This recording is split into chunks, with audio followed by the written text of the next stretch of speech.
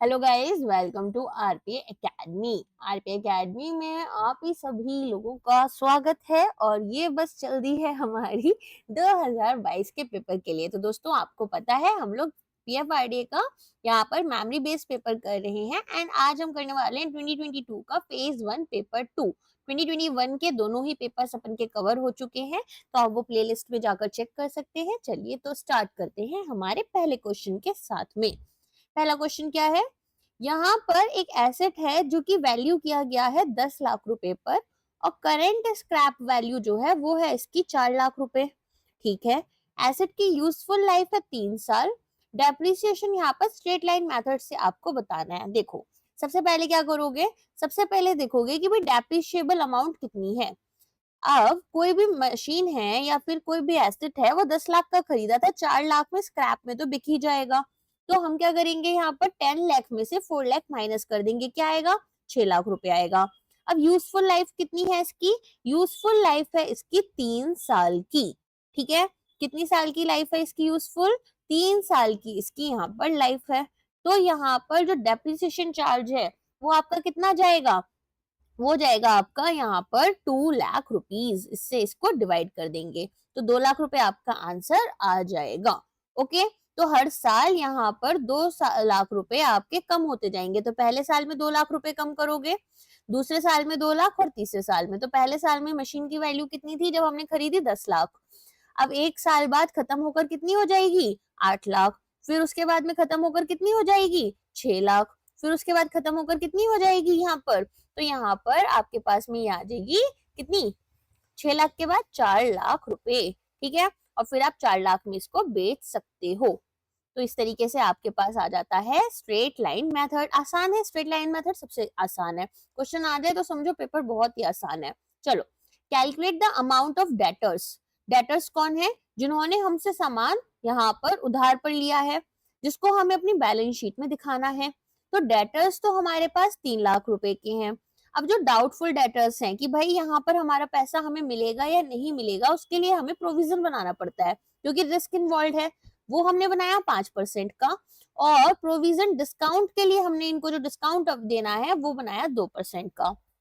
अब हमें क्या बताना है? अब हमें अमाउंट बतानी है। तो क्या करेंगे? सबसे पहले जो 5% है हमारा 3 लाख का, इसको माइनस कर देंगे। ठीक है। उसके बाद क्या करेंगे? उसके बाद में से 3 लाख में से इसको माइनस करा तो कितना हुआ? 15,000 हुआ। 15,000 में से अब जो प्रोविजन डिस्काउंट के लिए था उसको भी आप यहाँ पर माइनस कर दोगे।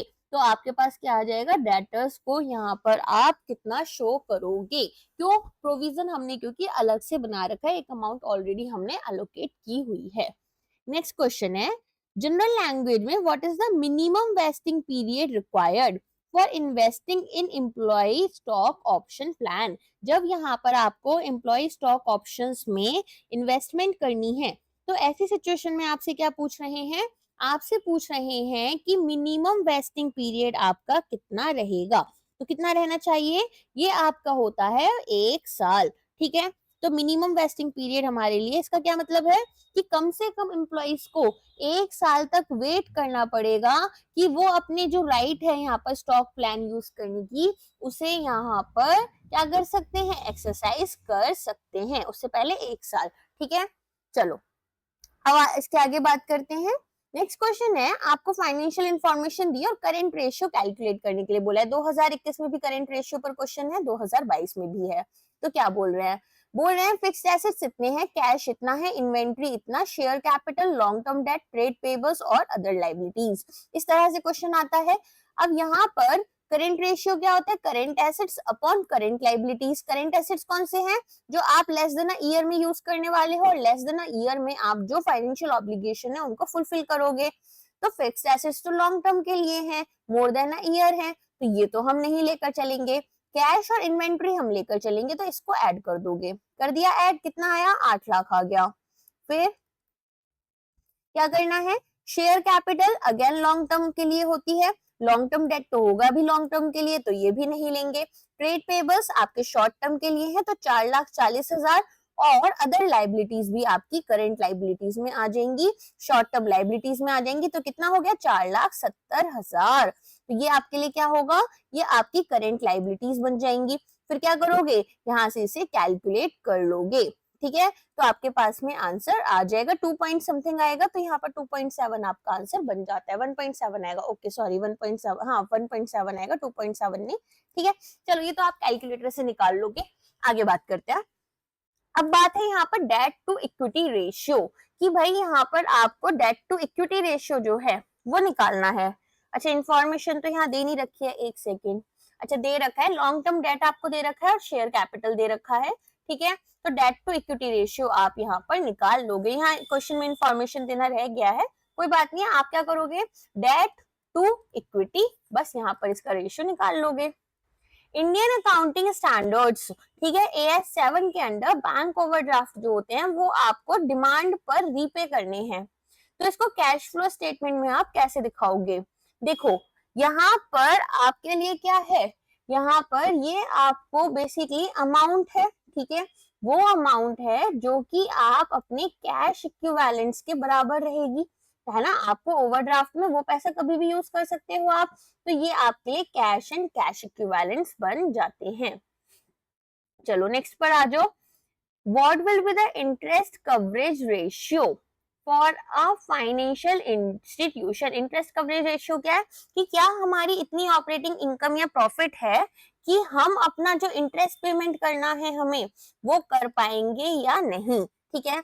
तो यहाँ पर जिसकी earning before interest in tax इतनी है और इंटरेस्ट लायबिलिटी कितनी है, तो सिंपल सा है, इंटरेस्ट कवरेज रेशियो के लिए क्या निकालोगे, EBIT को डिवाइड कर दोगे आप यहाँ पर अपनी इंटरेस्ट लायबिलिटी के साथ में, ठीक है। तो ये आपके पास आंसर यहाँ पर आ जाएगा, तो आंसर आप निकाल लोगे 2.66 आपका आंसर आएगा, ठीक है। चलो नेक्स्ट है यहाँ पर इम्पेयर्ड लॉसेस जो है। इम्पेयर्ड लॉसेस के लिए यहाँ पर कौन सा ऑप्शन इसको क्लियरली डिफाइन कर रहा है। तो एक इम्पेयर्ड लॉस क्या होता है, जो यहाँ पर, ठीक है, बेसिकली क्या है कि हमारी जो कैरिंग अमाउंट है वो ज्यादा है लेकिन हम इतना अमाउंट रिकवर नहीं कर सकते हमारे एसेट का, ठीक है, तो रिकवर नहीं कर पाएंगे। फॉर एग्जाम्पल यहाँ पर कोई मशीन है जो कि यहाँ पर ज्यादा अमाउंट कैरी कर कर चल रही है डेप्रिसिएशन लगाने के बाद भी, लेकिन क्योंकि यहाँ पर मार्केट में अब इसकी जो टेक्नोलॉजी है वो ऑब्सलीट हो गई है, तो यहाँ पर आप इसे बेचने जाओगे तो ये ऐसे कहते हैं ना कौड़ियों के दाम पर बिकेगा, तो यहाँ पर क्या हो गया, ये आपके लिए इम्पेयरेबल लॉस हो गया, ठीक है। तो carrying amount minus recoverable amount जो है वो हमारे लिए इम्पेयरमेंट लॉस हो जाता है। नेक्स्ट आते हैं, with the digitization of the pension sector, the processing time for NPS to transfer and remit funds to the trustee bank is done on the following basis। अब आपको T+1 डेज के अंदर अंदर पैसा देना होता है, सिमिलरली हमारी डीमैट अकाउंट में भी होता है, ठीक है। तो T+1 का क्या मतलब होता है कि आज यहाँ पर हमने बेसिकली पेमेंट क्या है, सेटलमेंट जो है वो हमारा एक दिन के बाद तक सेटल हो जाना चाहिए। चलिए नेक्स्ट क्वेश्चन है यहाँ पर, which of the following persons are not eligible, ठीक है, 3 एलिजिबल होंगे या 4 एलिजिबल होंगे और यहाँ पर एक पर्सन एलिजिबल नहीं होगा। नेशनल पेंशन स्कीम के लिए तो NRI एलिजिबल होते हैं, वो दूसरे देश चले जाए तो भी उन्होंने अगर इंडिया में इनकम अर्न करी है तो उनको मिलेगा। रेजिडेंट ऑफ इंडिया को भी मिलता है, ओवरसीज सिटीजन ऑफ इंडिया को भी मिलता है, पार्शियल रेजिडेंट है आप तो भी मिलता है, पर्सन ऑफ इंडियन ओरिजिन को यहाँ पर नहीं मिलता, they are not eligible, okay. चलो नेक्स्ट आते हैं, पेंशन फंड मैनेजर्स जो हैं वो इन्वेस्ट कर सकते हैं collected amount in the variety of asset categories, ठीक है। However under NPS pension fund managers जो होते हैं वो क्या नहीं कर सकते हैं, कौन सी एसेट क्लास में इन्वेस्टमेंट नहीं कर सकते, तो डेट में कर सकते हैं, इक्विटी में कर सकते हैं, कॉर्पोरेट डेट्स या बॉन्ड्स में कर सकते हैं, यूलिप में नहीं कर सकते, ठीक है। तो यहाँ पर ये लोग यूनिट लिंक्ड इंश्योरेंस वो जो रहता है हमारा प्लान, ठीक है, उसमें आप नहीं इन्वेस्ट कर सकते। तो पेंशन फंड मैनेजर्स जो होते हैं उनको अलाउ किया जाता है कि आप equity, corporate debt, government securities में इन्वेस्ट कर सकते हो, इंश्योरेंस प्रोडक्ट्स जैसे कि यूलिप्स में आप इन्वेस्टमेंट नहीं कर सकते। नेक्स्ट क्वेश्चन है, अंडर अटल पेंशन योजना एक अनमैरिड सब्सक्राइबर हैं जिनको नॉमिनेट किया गया है, ठीक है, जिनको नॉमिनेट करना है तो वो किसको यहाँ पर नॉमिनेट कर सकते हैं as his nominee, brother, mother, father, sister और एनी ऑफ द अबव। देखो ये सभी लोग इनके रिलेटिव्स की कैटेगरी में आते हैं, तो इनको ये किसी को भी यहाँ पर नॉमिनी बना सकते हैं। क्लोज रिलेटिव्स की डेफिनेशन में आते हैं लोग, ठीक है। चलो, if a subscriber wants to opt for upgradation of pension contribution under Atal pension Yojana, then the subscriber has to pay a differential amount of the contribution at what rate। मतलब अब आप चाहते हो कि भाई पेंशन कंट्रीब्यूशन आप आपका अपना बढ़ा दो, ऐसे में जो सब्सक्राइबर हैं उन्हें कितना अमाउंट यहाँ पर डिफरेंशियल अमाउंट जो है वो कंट्रीब्यूशन करना है एट व्हाट रेट। तो 10%, 8% या फिर 9 या 1.5। तो यहाँ पर आंसर होगा 8%, ठीक है। तो ये आपका कितने पर चार्ज होगा, 8% per annum compounded annually monthly. फिर यहाँ पर आ जाओ, which of the following portal acts as grievance redressal cell for pensioners. कौन सा होता है आपका central grievance management system. Next question है, which of the following option represents the maximum age to enroll under प्रधानमंत्री व्यय वंदना योजना। कौन सा यहाँ पर आपका बेसिकली मैक्सिमम एज जो है वो कितनी होनी चाहिए कि आप प्रधानमंत्री व्यय वंदना योजना के अंदर एनरोल कर सकते हो। तो यहाँ पर कौन सा है वो, ये होगा आपका यहाँ पर मिनिमम एज 60 इयर्स, ठीक है। और अपर लिमिट जो है वो आपकी प्रिस्क्राइब नहीं की गई। तो प्रधानमंत्री व्यय वंदना योजना आई क्यों थी, देखो ये उन लोगों के लिए आई है जिनकी यहाँ पर जो हमारे सीनियर सिटीजन हैं, मतलब जिनकी 60 साल या उससे ज्यादा है। तो आप क्या करेंगे, आपको रेगुलर इनकम यहाँ पर मिलती रहेगी, ओल्ड एज इनकम सिक्योरिटी के लिए ये आई है, ठीक है। अब यहाँ पर ये किससे लिंक्ड है, ये है subscription amount based on guarantee to life insurance corporation जो LIC है आपका। अब यहाँ पर आपको अश्योर्ड रिटर्न मिलता है 8% पर एनम का 10 साल के लिए, और जो डिफरेंशियल रिटर्न होता है आपका, ठीक है, LIC ने जो डिफरेंस आपको दिया है रिटर्न्स पर और जो यहाँ पर अश्योर्ड रिटर्न है आपका 8% का, वो यहाँ गवर्नमेंट ऑफ इंडिया देती है। बेसिकली LIC क्या कर रही है, LIC यहाँ पर आपको एक रेट पर देती है और 8% जो है वो आपको मिलना था, यहाँ पर अश्योर्ड रिटर्न था, तो जो इसका डिफरेंस है वो गवर्नमेंट ऑफ इंडिया फंड करेगी, ठीक है। तो इस तरीके से हमारे पास होती है। अच्छा, मिनिमम परचेज कितना है यहाँ पर इसका, ये है आपका 1,50,000 for minimum pension of 1,000 rupees per month, ठीक है। अच्छा, और मैक्सिमम कितना है, 7,50,000 है। इस पर आपको क्या मिलेगा, 5,000 रुपए यहाँ पर मंथ आपको मिल जाएंगे। ऑल्सो ये जो स्कीम है ये GST एग्जाम्प्टेड है। कब आई थी ये आई थी आपकी 2018 में। ओके, याद हो जाएंगी इतनी चीजें। चलो आगे बढ़ते हैं। कॉन्ट्रैक्ट कॉस्टिंग की बात हो रही है यहाँ पर, is a specialized type of costing used in which of the following business domain. Contract आप किसको देते हो, ठेका देते हैं ना, किसका देते हो आप, यहाँ पर रियल एस्टेट का देते हो, है ना, घर बनवाना है, बिल्डिंग्स बनवानी है, तो बेसिकली हम उसी में इसको यूज करते हैं। तो large scale long duration projects हमारे ये रहते हैं। चलिए, कॉस्टिंग जो है यहाँ पर एक is an any system for assigning cost to an element of a business in the same regard dash is the change in total cost when the quantity produced is incremented by 1। मतलब costing जो है यहाँ पर हम cost assign करते हैं हर एक element को बिजनेस के, किस रिगार्ड में कर रहे हैं, in the same regard ash dash is the change in cost total cost when quantity produced is incremented by 1। ये कहाँ पर आता है, ये आपका आता है मार्जिनल कॉस्टिंग में। मार्जिनल कॉस्टिंग में हम क्या देखते हैं, मार्जिनल कॉस्टिंग में हमारे पास एक होती है वेरिएबल कॉस्ट, है ना, तो हम केवल वेरिएबल कॉस्ट लेकर चलते हैं और फिक्स्ड कॉस्ट को हम क्या करते हैं, पीरियड कॉस्ट मानकर चलते हैं। आप अगर चाहते हो ना कि मैं आपको कॉस्टिंग भी पढ़ाऊं तो आप मेरे को कमेंट सेक्शन में बता सकते हैं, मैं आपको कॉस्टिंग अच्छे से कवर करा सकती हूँ। That will be free lectures हमारे रहेंगे, ठीक है। पेड लेक्चर्स मैं अभी सिर्फ फाइनेंस के ही रखूंगी। चलिए, तो यहाँ पर अगर हम बात करें वेरिएबल कॉस्ट की, तो वेरिएबल कॉस्ट क्या है कि भाई यहाँ पर अगर एक हमारी यूनिट बढ़ जाती है तो हमें ओवरऑल हमारी कॉस्टिंग पर कितना इम्पैक्ट आ रहा है वो देखते हैं। अच्छा, दूसरा हमारे पास होती है एक एब्जॉर्प्शन कॉस्टिंग। एब्जॉर्प्शन कॉस्टिंग में हम क्या देखते हैं, यहाँ पर हम मार्जिनल कॉस्टिंग की तरह वेरिएबल कॉस्ट तो लेते ही हैं लेकिन साथ में फिक्स्ड कॉस्ट भी ले रहे होते हैं। नेक्स्ट आ जाओ, 5S मेथोडोलॉजी जो है वो अभी काफी इंपॉर्टेंस गेन कर रहा है ओवर द इयर्स, और ये एक बेसिक फाउंडेशनल एलिमेंट बन गया है of lean along with other lean processes and practices। तो इन the same regard which of the following is not the component of 5S methodology. तो 5S मेथोडोलॉजी होता क्या है, आपको पता है इसके बारे में? देखो, जब भी क्वालिटी की बात होगी ना, समझ जाओ कुछ हमारा जापान से रिलेटेड है। तो जापान में ही ना यहाँ पर एक work place organization method use होता है कि हम एक efficient, organize, productive work environment create करें। तो यहाँ पर 5S क्या क्या होते हैं आपके?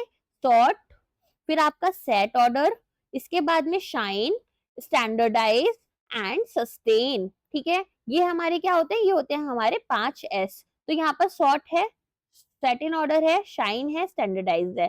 फिर सिंसियरिटी नहीं है, क्या होगा? सस्टेन होगा, सस्टेन। ओके, समझ में आ गया? वैसे तो ये ना जापानीज में होते हैं कुछ सैरी, सिस्टोन, सिजो कुछ कर, लेकिन हमारे इंग्लिश में भी हमने एस से ही इसको बना रखा है। तो यहाँ पर क्या बात होती है? देखो, सॉर्ट में होता है कि अननेसेसरी आइटम्स जो हैं, ठीक है, उनको हटा दो। फिर यहाँ पर अननेसेसरी आइटम्स को हटाने के बाद में क्या करोगे? ऑर्गेनाइज करोगे, चीजों को ऑर्डर में लगाओगे, लॉजिकली और सिस्टमैटिकली। इसके बाद में क्या करोगे? यहाँ पर सब चीजों की क्लीनिंग करोगे और इंस्पेक्शन करते रहोगे कि भाई सारी चीजें सही से चल रही हैं या नहीं चल रही। फिर क्लियर स्टैंडर्ड्स और प्रोसीजर्स आपके होने चाहिए कि भाई यहाँ पर सॉर्टिंग कैसे करनी है, सेटिंग कैसे करनी है, इंस्पेक्शन कैसे करना है। इसके बाद में यहाँ पर आपको क्या करना है? सस्टेन करना है, तो एक डिसिप्लिन का कल्चर बनाना है और कॉन्टिन्यूसली इंप्रूव करते रहना है। चलो, अब आ जाओ ब्रेक इवन पॉइंट पर। ब्रेक इवन पॉइंट क्या था? इसमें हम कंट्रीब्यूशन कैसे लेते हैं? पर यूनिट लेते हैं या कैसे लेते हैं, याद है? तो हमारा फिक्स्ड कॉस्ट और कंट्रीब्यूशन पर यूनिट का क्या था? ये एक यहाँ पर रेशियो था। तो हमें यहाँ पर फिक्स्ड कॉस्ट दे रखी है, फिर सेलिंग प्राइस और वेरिएबल कॉस्ट। अब कंट्रीब्यूशन पर यूनिट क्या होता है? कि selling price minus variable cost, और किसका लेंगे? पर यूनिट का ही लेंगे। ठीक है, तो हमारे पास आ जाता है contribution of fixed cost upon contribution per unit. आपका क्या है? Break even point. Break even point होता क्या है? देखो, एक ऐसा पॉइंट जिस पर बिजनेस को ना कोई प्रॉफिट है और ना कोई लॉस है। ठीक है, अगर इससे ऊपर गए तो हमें यहाँ पर प्रॉफिट होना शुरू हो जाएगा, इससे नीचे चले गए तो लॉस होना चला शुरू हो जाएगा। तो जितनी कॉस्ट अभी तक लगी है उतनी ही सेल्स हमारी हुई हैं, राइट? चलो, lean manufacturing is a production method aimed primarily at reducing items with in the production system as well as response time from suppliers and to customers. In the same regard, which of the following statement is incorrect regarding lean system? तो अब आपको बताना है कि भाई जो लीन system है इसमें कौन सा स्टेटमेंट आपका इनकरेक्ट है। देखो, लीन सिस्टम करता क्या है? ये बोलता है कि भाई कस्टमर का एक्सपीरियंस हमें बेस्ट करना है। ठीक है, तो हमें मैक्सिमाइज करनी है कस्टमर वैल्यू को, और यहाँ पर वेस्ट को हमारा मिनिमाइज करना है, और कॉन्टिन्यूसली हमें इम्प्रूव करते हुए जाना है अपने प्रोसेसेस को। तो यहाँ पर हमारे पास में कुछ कोर कॉन्सेप्ट्स होते हैं, जैसे कि value, value stream mapping, flow, pool, perfection. तो यहाँ पर हमें क्या करना है? यहाँ पर हमें कस्टमर्स के लिए देखना है कि भाई क्या उनके लिए ट्रूली वैल्यू करता है। फिर एंटायर प्रोडक्शन प्रोसेस हमारा देखेंगे। इसके बाद में हम यहाँ पर देखेंगे कि नॉन वैल्यू एडेड एक्टिविटीज कौन सी है, उन्हें हटा सकते हो तो हटा देंगे। फिर स्मूथ और एफिशिएंट मूवमेंट रखेंगे हमारे प्रोडक्ट्स और इंफॉर्मेशन का। इसके बाद में हम यहाँ पर वही प्रोड्यूस करेंगे जो एक्चुअली नीडेड है। फिर यहाँ पर हम परफेक्शन की कोशिश करते हैं। ठीक है, तो यहाँ पर ये बोल रहे हैं कि कौन सा स्टेटमेंट इनकरेक्ट है। पहला कि भाई ये प्रोडक्शन मेथड है जो कि एम कर रहा है reducing times with in the production system as well as response time from suppliers and to customers of course. फिर ये बोल रहे हैं ये एक प्रोडक्शन प्रोसेस है जो कि एक आइडियोलॉजी है यहाँ पर कि मैक्सिमाइज करो प्रोडक्टिविटी, साइमल्टेनियसली मिनिमाइज करो waste of course with in a manufacturing operation. तो ये भी सही है। ये यहाँ पर बोल रहे हैं कि ये वेस्ट को कैसे देख रहा है? Anything that does not add value, तो नॉन वैल्यू एडेड वाली चीज हो गई। तो ये भी बात सही है, जिसके लिए कस्टमर्स पे नहीं करना चाहते। फिर ये बोल रहे हैं लीन सिस्टम्स जो है वो पुश सिस्टम मैकेनिज्म यूज करते हैं। ये कौन सा यूज कर रहे हैं? पुल सिस्टम मैकेनिज्म यूज कर रहे हैं। ठीक है, अभी बताया था पुल सिस्टम मैकेनिज्म में हमारे पास क्या होता है। यहाँ पर हम देखते हैं कि वही प्रोड्यूस करो जिसकी नीड है, produce what is actually needed. ठीक है, तो यहाँ पर पुश नहीं पुल यूज होगा। चलो नेक्स्ट पर आते हैं। DMADV एक सिक्स सिग्मा फ्रेमवर्क है जो कि फोकस किस चीज पर कर रहा है?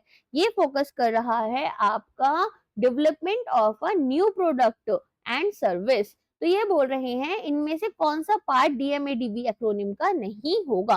तो DMADV क्या होता है? Define, measure, analyse, design and verify. Design, फिर यहाँ पर आपका सॉरी डिफाइन, फिर मेजर, फिर एनालाइज, उसके बाद में डिजाइन और वेरीफाई।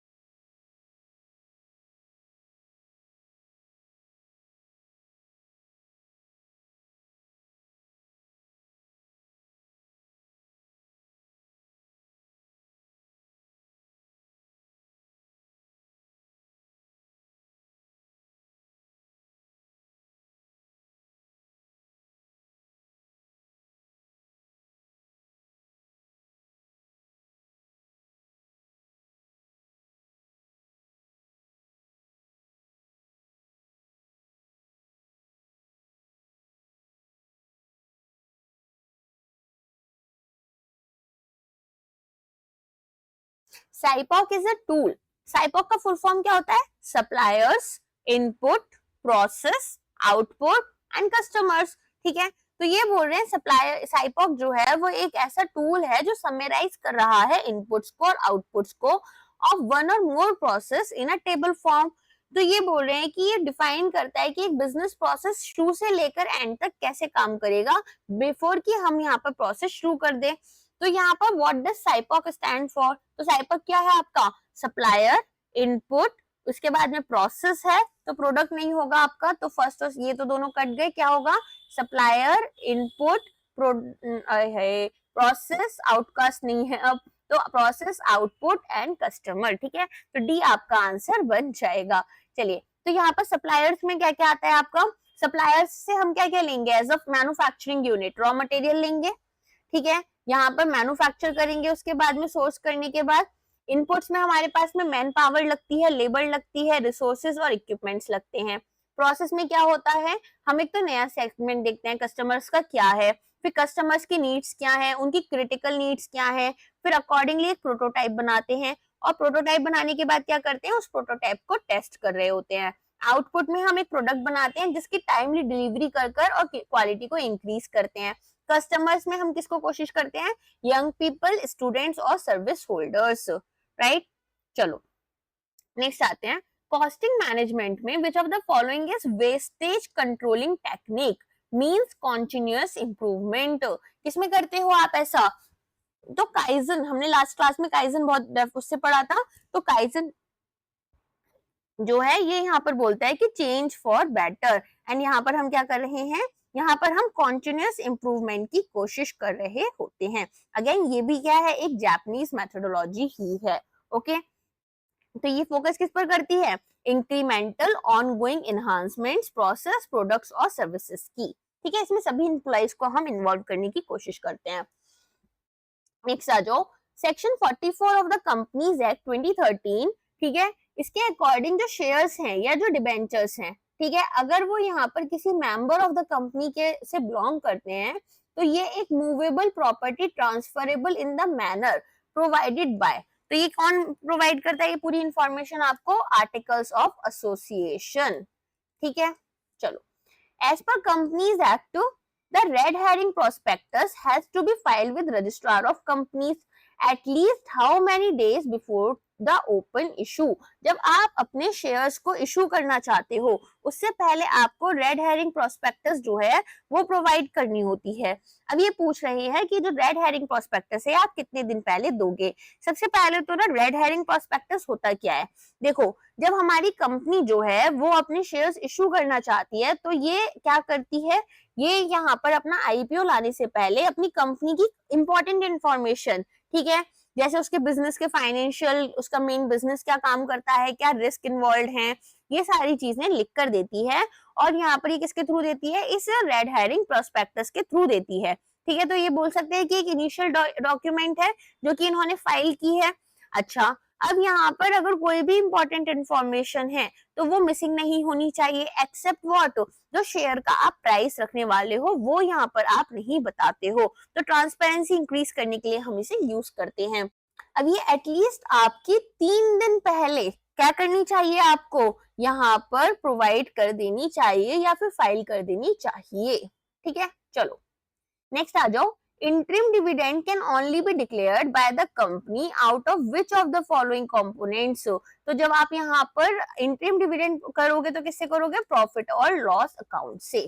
ठीक है, और इसमें भी आपका सरप्लस होगा तभी लॉस होगा, तो थोड़ी करोगे। चलो, एज पर सेक्शन 139 ऑडिटर जो है कंपनी के, उनको हमारे शेयर होल्डर्स रिमूव कर सकते हैं after taking the approval from, किससे अप्रूवल लेना पड़ेगा इनको, सेंट्रल गवर्नमेंट से। ठीक है, कैग जो है इंडिया के, shall in respect of a financial year appoint the an auditor duly qualified to be appointed as an auditor of the companies act under this act within a period of how many days, कितने दिन के अंदर अंदर एक auditor को इनको यहाँ पर अपॉइंट करना है, तो 180 दिन के अंदर। नेक्स्ट, कंपनीज एक्ट 2013 के अंदर in case of public companies, जो यहाँ पर what should be the maximum time gap between two consecutive meetings of the board, maximum इससे ज्यादा टाइम आपका दो बोर्ड मीटिंग्स में नहीं होना चाहिए, तो कितना है वो 120 दिन है। ठीक है, तो कितने महीने हो गए, 4 महीने। नेक्स्ट यहाँ पर how many independent director should be there in a listed company, this is a very important question, कितने होने चाहिए यहाँ पर, 1/3 ऑफ द टोटल डायरेक्टर्स।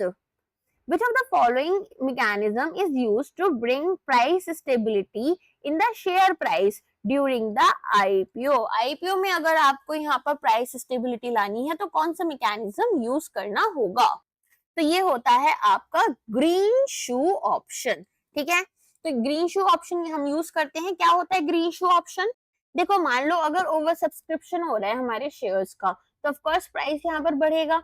ऐसी सिचुएशन में जो अंडर राइटर होते हैं वो क्या करते हैं, जो हमारा आईपीओ प्राइस है इसी पर जो एडिशनल शेयर्स है उन्हें बाई कर लेते हैं। उससे क्या होगा, उससे प्राइस यहाँ पर कहीं ना कहीं कम रहता है। अगर मान लो आईपीओ से नीचे जा रहा है प्राइस, तो अंडर सिक्योरिटी राइटर्स क्या करेंगे, अंडर राइटर्स यहाँ पर आपके जो शेयर्स हैं उनको आईपीओ प्राइस पर बाई बैक कर लेंगे। ठीक है, तो इससे क्या फायदा होता है, इससे अगेन यहाँ पर आप देखेंगे कि कहीं ना कहीं आपके जो प्राइसेस हैं वो आईपीओ प्राइस तक आ जाते हैं। नेक्स्ट आ जाओ, कौन सी बॉडी है जो रेगुलेट कर रही है किसको, अनलिस्टेड कंपनीज जो कॉर्पोरेट सेक्टर ऑफ इंडिया में काम करती हैं, तो कौन सी होती है ये, ministry of corporate affairs. Next, एक बैंक गिरो transfer is a method of transferring money by instructing a bank to directly transfer funds from one bank account to another without the use of physical checks. In the same regard, direct benefit transfer भी एक गिरो system है जहां पर government transfer कर रही है dash to the beneficiary, तो क्या करती है, सब्सिडीज ट्रांसफर कर देती है। ठीक है, नेक्स्ट आ जाओ, from the following options identify the act which is associated with the act of playing safe and exporters want to reduce the risk of loss occurring from the asset। क्या है यहाँ पर, आपको यहाँ पर बताना है कि कौन सा ऐसा एक्ट है जिसमें कि हम यहाँ पर सेफ प्ले कर रहे हैं और जो एक्सपोर्टर्स है अपने रिस्क को कम करना चाहते हैं अगर उनके एसेट्स खो जाते हैं, तो ये कौन सा होगा, ये आपका हेजिंग होता है। हेजिंग जैसे आप इंश्योरेंस कराते हो या डेरिवेटिव्स यूज कर रहे हो, तो इसे हम बोलते हैं रिस्क मैनेजमेंट स्ट्रेटेजी। नेक्स्ट आ जाओ, जनरली जो फाइनेंशियल और फिस्कल ईयर होते हैं इंडियन गवर्नमेंट के वो कब एंड होते हैं, तो आपको मैंने बहुत बार बताया है 1 अप्रैल को शुरू होता है, 31 मार्च को खत्म हो जाता है। Next, bank of India has open an account with city bank. ठीक है, बेसिकली क्या है यहाँ पर, नॉस्ट्रो वॉस्ट्रो याद है, उसी की बात हो रही है कि बैंक ऑफ इंडिया ने यहाँ पर सिटी बैंक के साथ में डॉलर में अपना अकाउंट खोला है। तो यहाँ पर जो बैंक किसने खोला है, अब बैंक ऑफ बड़ौदा जो है यहाँ पर held by Citi bank will be referred to as, Bank of Baroda जो है इनका अकाउंट यहाँ Citi bank, Bank of Baroda के पास में सिटी बैंक ने खुलवाया है। ठीक है, तो इसको हम क्या बोलेंगे, देखो अगर हमने अपना बैंक खुलवाया था उनके साथ में तो क्या बन जाता है, ये नॉस्ट्रो। अगर उन्होंने हमारे साथ में खुलवाया होता तो क्या बन जाता, वॉस्ट्रो। अब यहाँ पर क्या हो रहा है, यहाँ चल रहा है लॉरो अकाउंट। ठीक है, लॉरो अकाउंट में क्या है कि बैंक ऑफ बड़ौदा का, देखो मैं आपको ना ये तीनों ही अकाउंट एक बार समझा देती हूँ क्या क्या होता है, मिरर अकाउंट भी समझा दूंगी। नॉस्ट्रो मैंने आपको लास्ट क्लास में वॉस्ट्रो भी समझा दिया था। लॉरो अकाउंट कैसे होता है, अब एक सिचुएशन समझना, आप इंडिया में हो और आपका अकाउंट है यहाँ पर बॉब के पास में, ठीक है। अब सिटी बैंक जो है, सिटी बैंक ने यहाँ पर बीओबी का एक अकाउंट खोल रखा है, नॉस्ट्रो अकाउंट। अब यहाँ पर ऑस्ट्रेलिया में आ जाओ, ऑस्ट्रेलिया में अब आप गए, ठीक है। जब आप ऑस्ट्रेलिया में गए तो यहाँ पर आपने बैंक ऑफ बड़ौदा से बोला मुझे हेल्प चाहिए, मुझे सर्विसेज प्रोवाइड करो। ये बोलते हैं कि भाई मेरी कोई ब्रांच नहीं है यहाँ पर, ठीक है। तो सिटी बैंक यहाँ पर क्या है कि सिटी बैंक की अपनी यहाँ पर एक ब्रांच है। तो ऐसे में क्या होगा, ऐसे में सिटी बैंक जो है वो क्या करेगा, वो बैंक ऑफ बड़ौदा को हेल्प करेगा। कैसे हेल्प करेगा, हो सकता है सिटी बैंक ने भी ऑस्ट्रेलियन बैंक के साथ में अपना अकाउंट खोल रखा हो, या फिर सिटी बैंक की खुद की ब्रांच हो। तो ऐसी सिचुएशन में सिटी बैंक के through bank of Baroda services help ले लेता है। अब खुद तो फिजिकली प्रेजेंट नहीं है तो पैसा बच गया। तो ये हमारे होते हैं लॉरो अकाउंट। लॉरो अकाउंट में हम क्या करते हैं, यहाँ पर हम हमारे करस्पॉन्डेंट बैंक की हेल्प लेते हैं और तब दूसरी कंट्री में सर्विसेज प्रोवाइड कर रहे होते हैं। तो यहाँ पर थर्ड पार्टी बैंक्स आपके बेसिकली देखने के लिए मिल जाते हैं, ठीक है। चलो नेक्स्ट आ जाओ। अगस्त 2022 में सेबी ने ऑल्टरनेट इन्वेस्टमेंट फंड्स जो हैं वो अलाउ करे थे कि हम इन्वेस्ट कर सकते हैं। किसमें कर सकते हैं, यहाँ पर ओवरसीज कंपनीज में। नेक्स्ट, गवर्नमेंट ऑफ इंडिया के वेरियस सोर्सेज ऑफ इनकम है, ठीक है। तो यहाँ पर बोल रहे हैं इनमें से कौन सा एक नॉट एन एग्जाम्पल है non tax source of revenue का।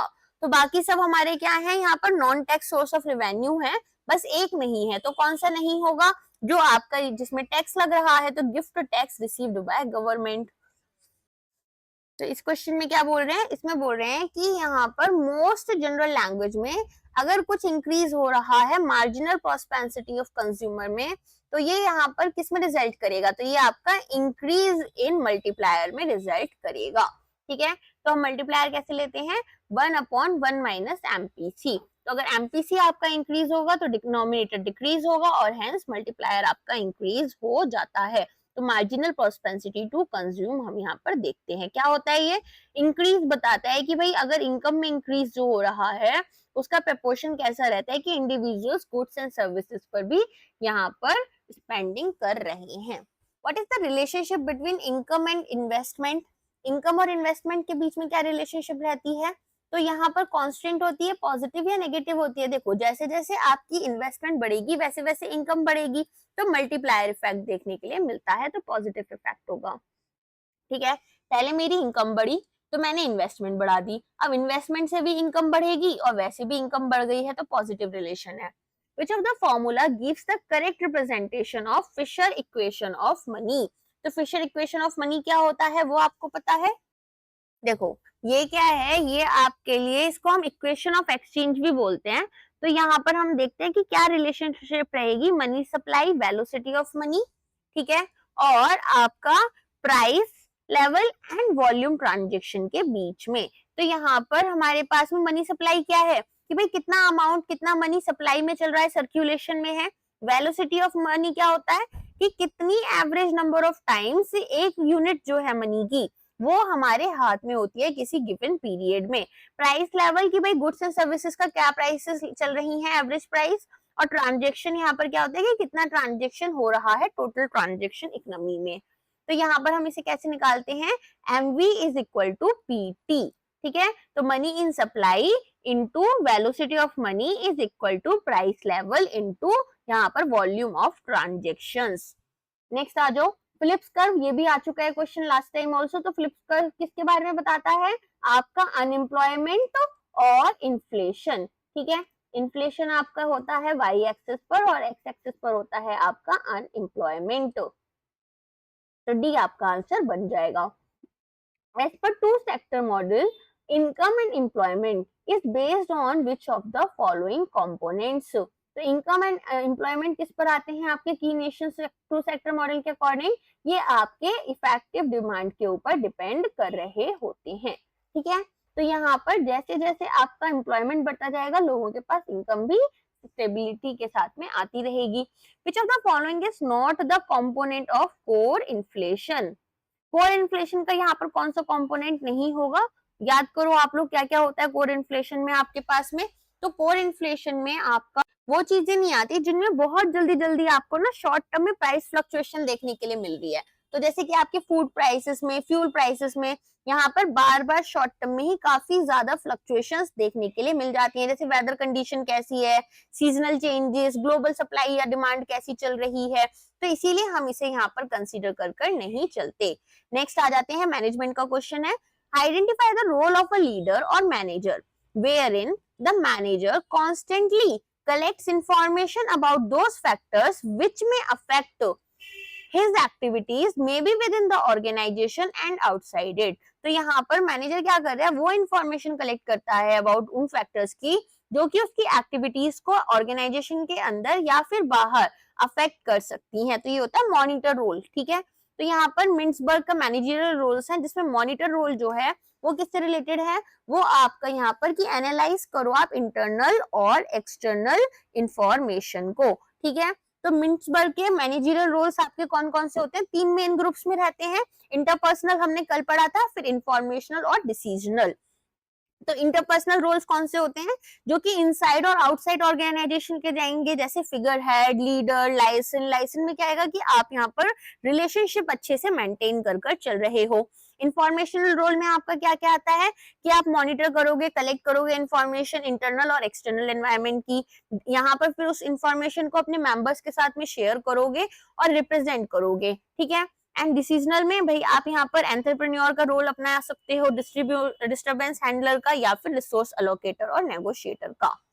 नेक्स्ट आ जाओ, from the following given option identify the theory of management which explains that organizations are social entities that are purpose oriented, subdivided, consciously structured, designed as coordinated activity systems, and organization is a system composed of interacting and interdependent parts called subsystems। subsystems कहाँ पर आते हैं, ये आते हैं आपके system theory में, ठीक है। तो सिस्टम थियोरी क्या करती है, ये एक ऑर्गेनाइजेशन को एक ओपन सिस्टम की तरह देख रही होती है, ठीक है। तो सिस्टम थियोरी ऑफ मैनेजमेंट आपके लिए इंपॉर्टेंट है। यहाँ पर हम क्या करते हैं, ऑर्गेनाइजेशन को एक कॉम्प्लेक्स ओपन सिस्टम की तरह देखेंगे, जिसमें सभी सब सिस्टम्स जो हैं वो हमारे इंटरकनेक्टेड होते हैं, ठीक है। और यहाँ पर हम एक साथ चीजों को लेकर चलेंगे तो बड़ी मतलब देखो, अगर मैं वैसे बोलूं कि ए बी सी, ठीक है, इनका सम जो है वो यहाँ पर कम होगा, लेकिन अगर हम इसको ओवरऑल एक पार्ट की तरह लेकर चलेंगे तो ये बड़ा रहेगा। तो यहाँ पर क्या आता है मॉडल ऑफ सिस्टम थ्योरी में, आपके पास में इनपुट, प्रोसेस, फिर आपका आउटपुट, एंड देन आप यहाँ पर फीडबैक दे रहे होते हो। ओके, समझ में आ गया। ये होता है organization as an open system, जिसमें हमारे पास में इंटरनल और एक्सटर्नल एनवायरमेंट्स भी रहते हैं, ठीक है।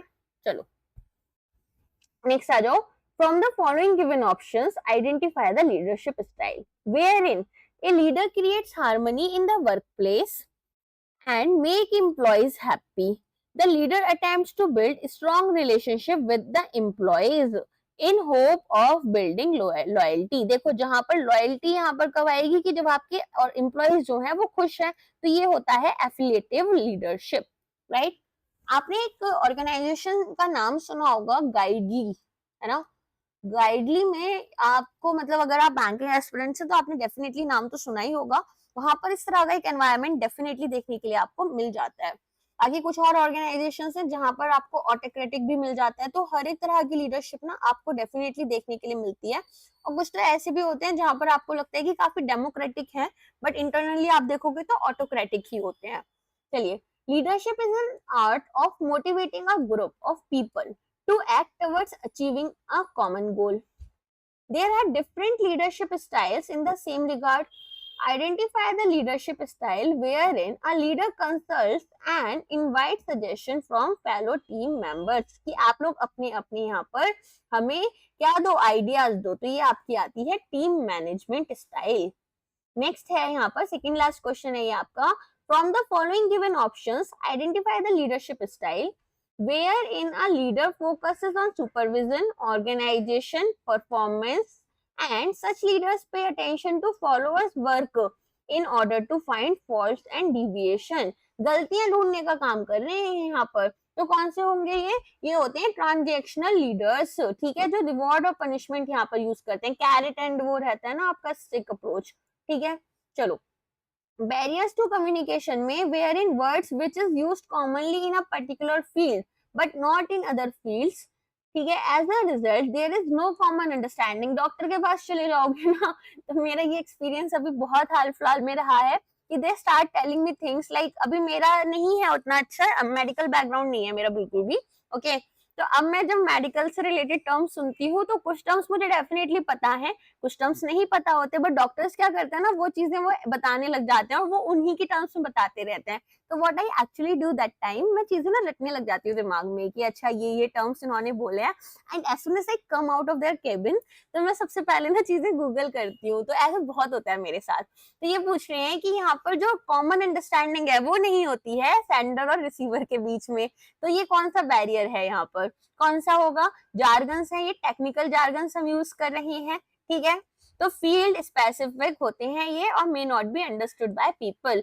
अब मैं एमपीसी बोल दूं, ठीक है, तो कुछ लोग यहाँ पर एमपीसी को क्या लेंगे, अगर यहाँ पर इकोनॉमिक्स की बिल्कुल जानकारी नहीं है उनको, तो उनके लिए एमपीसी क्या हो जाएगा, एमपीसी उनके लिए कुछ भी हो सकता है ना।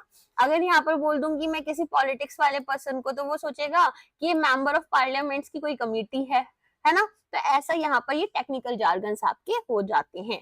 चलिए अब बात कर लेते हैं कुछ कोर्सेज की जो हम आपको प्रोवाइड कर रहे हैं। सबसे पहले मैं आपको बता देती हूँ हमारे पीएफआरडी और आईएफएससीए के कोर्स की, क्योंकि इसकी नोटिफिकेशन आ चुकी है। जब मैंने बोला था कि नोटिफिकेशन आएगी, तो हमारी नोटिफिकेशन आ चुकी है। अब आईएफएससीए की भी कुछ टाइम में नोटिफिकेशन देखने के लिए मिलेगी। तो हम इसके लिए आपके लिए कॉम्बो कोर्स लेकर आए हैं। ये मेजरली आपका पीडीएफ कोर्स रहेगा। फाइनेंस वीडियोस आपके लिए फ्री रहेंगी यहाँ पर, एंड कॉमर्स एंड अकाउंटेंसी के सारे ही लेक्चर्स मैं आपको फ्री प्रोवाइड कर रही हूँ। अगर अभी तक आपको नहीं मिले हैं तो फाइनेंस वीडियोस के सेक्शन में जाना प्लेलिस्ट में, तो कॉमर्स एंड अकाउंटेंसी और फाइनेंस की कुछ वीडियोस आपको फ्री मिल जाएंगी। फाइनेंस की कुछ मिलेंगी, कॉमर्स एंड अकाउंटेंसी पूरा फ्री है, ठीक है। और कंटेंट क्वालिटी तो आप हमारी देख ही सकते हैं हमारी वीडियोस के थ्रू। तो यहाँ पर हम आपके लिए क्या क्या प्रोवाइड कर रहे हैं, कंप्लीट सिलेबस कवरेज दे रहे हैं, फेज 1 पेपर 2 का, फेज 2 पेपर 1 एंड 2 का, economics, finance, management, costing, commerce, gift city, IFSCA acts. English guidance हम आपको प्रोवाइड करेंगे डिस्क्रिप्टिव में, तो यहाँ पर आप अपनी इंग्लिश जो भी लिखोगे एसेस वगैरह, वो सारे के सारे हम यहाँ पर 1 to 1 चेक कर आपको फीडबैक प्रोवाइड करेंगे। प्रीवियस ईयर क्वेश्चंस यहाँ पर सॉल्यूशंस के साथ में हम आपको प्रोवाइड करते हैं। डाउट सॉल्विंग सेशंस आपके साथ में रखे जाते हैं और स्ट्रेटेजी गाइडेंस हम आपको प्रोवाइड करते हैं। 5 मॉक टेस्ट फेज 1 पेपर 2 के और 5 मॉक टेस्ट आपको फेज 2 पेपर 1 के भी हम प्रोवाइड करते हैं, जो आप हमारी ऐप पर लगा सकते हो, ठीक है। प्राइस कितना है इसका, 4999 है। कोई भी डाउट है अगर आपको, तो वो आप हमसे टेलीग्राम ग्रुप या फिर हमारे टेलीग्राम पर हमसे पर्सनली कनेक्ट कर सकते हो। सारे लिंक्स आपको डिस्क्रिप्टिव बॉक्स में मैंने प्रोवाइड किए हुए हैं। इसके बाद में अगर आप हमारा करंट अफेयर्स कोर्स ज्वाइन करना चाहते हो, तो वो भी हम आपको प्रोवाइड करते हैं। अच्छा, इसका प्राइस 1499 है। एंड अगर हम बात करें इसमें हम आपको क्या प्रोवाइड करते हैं, करंट अफेयर्स की मैगजीन, मंथली पीआईबी, आरबीआई से भी सर्कुलर मैगजीन, इसके अलावा हर महीने के जो टॉप 150 करंट अफेयर्स होते हैं उसके ऊपर बेस्ड एमसीक्यूज हम आपको प्रोवाइड करते हैं रिवीजन के लिए, मंथली रिव्यू और एनालिसिस एडिटोरियल एज की, जो आपको डेफिनेटली एस्से राइटिंग में बहुत हेल्प करती है, और alternative descriptive practice, again 1 to 1 आपके सॉल्यूशंस चेक किए जाते हैं। जो लोग चेक कर रहे हैं ना, वो लोग काफी एक्सपीरियंस्ड हैं। एक तो एडटेक फील्ड में वो 5+ साल से काम कर रहे हैं, अलोंग विद दैट उन्होंने यहाँ पर रेगुलेटरी एग्जाम्स के और आपके AIFIs के सभी के इंटरव्यूज दे रखे हैं, ठीक है। तो कोई छोटे मोटे ऐसे नहीं है कि हमने किसी को भी हायर कर रखा है। बहुत छोटी टीम है हमारी, लेकिन बहुत छोटी बहुत क्वालिटी टीम है हमारे पास, ठीक है।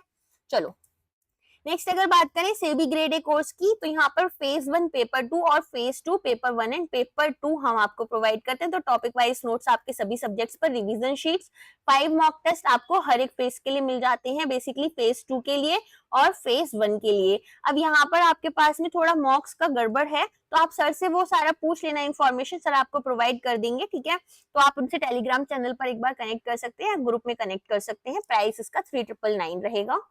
इसके अलावा यहाँ पर SEBI ग्रेड ए और PFRDA ग्रेड ए का भी कॉम्बो कोर्स हम आपको प्रोवाइड करते हैं। अगेन यहाँ पर ये सारी चीजें हम आपको प्रोवाइड कर रहे हैं। पेंशन सेक्टर के अलग से नोट्स भी मिलते हैं। अगर अब आप RBI की प्रिपरेशन शुरू करना चाहते हो तो आप ये टेस्ट सीरीज का भी फायदा उठा सकते हो। चाहते हो कॉम्बो कोर्सेज लेना ना, तो RP अकेडमी एप्लीकेशन को डाउनलोड करो। वहां पर आपको RBI के, NABARD के, SEBI, PFRD, IFSC सभी के कॉम्बो कोर्सेज भी मिल जाते हैं। ओके, इसके अलावा हम यहाँ पर आपको फेज 1 के GA मॉक टेस्ट प्रोवाइड कर रहे हैं 10, 5 ESI के फेज 2 ऑब्जेक्टिव, 5 FM के फेज 2 ऑब्जेक्टिव, 5 इंग्लिश के डिस्क्रिप्टिव ESI के, और यहाँ पर FM के, सभी के 5-5 टेस्ट हैं। ऑफ कोर्स आप क्वेश्चन लिखोगे, आंसर्स हम रिव्यू करेंगे, और ऑल्टरनेट डे डिस्क्रिप्टिव प्रैक्टिस, जिसमें हम यहाँ पर 1 to 1 चीजें करते हैं। कैसे करते हैं, जैसे अब आप प्रिपरेशन शुरू कर रहे हो तो हम आपको पहले टॉपिक बता देंगे, क्योंकि अब हमें पता है कि आपको उतनी ज्यादा चीजें नहीं पता। टॉपिक पढ़ो, फिर हम आपको क्वेश्चन प्रोवाइड करेंगे, उस टॉपिक के अकॉर्डिंग आप अपने सोल्यूशन लिखो, हम उसको रिव्यू करेंगे, फिर आपको फीडबैक देंगे।